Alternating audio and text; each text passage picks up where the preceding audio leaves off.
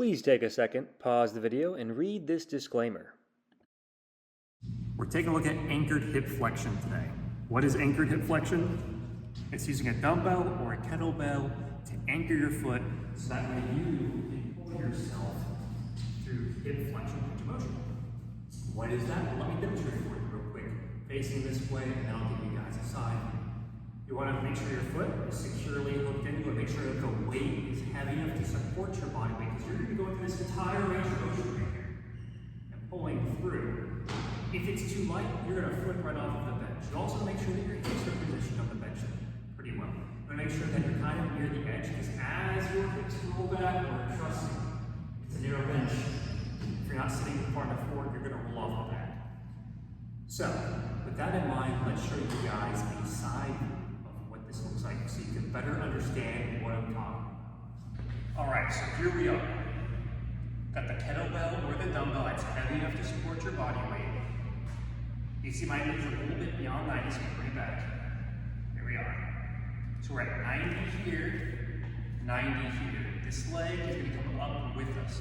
I want to make sure my hips are scooted far enough forward that I'm not going to slide off the back. Because when you do this motion here, you come all the way back to here, you can see I'm going to slide off.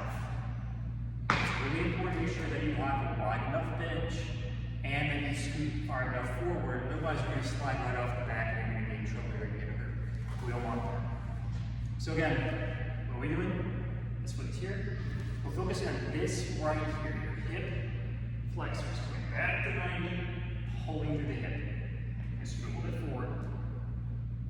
Leaning back, pulling through the hip. Leaning back, pulling through the hip.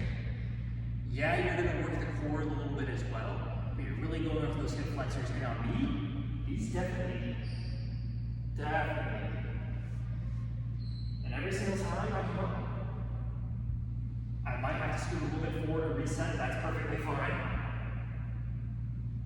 And just keep in mind where your hips are going in relation to the angle of the bench. You don't want to be over here and then off to the side. You want to be up here to the side. You want to be trying to keep it perpendicular.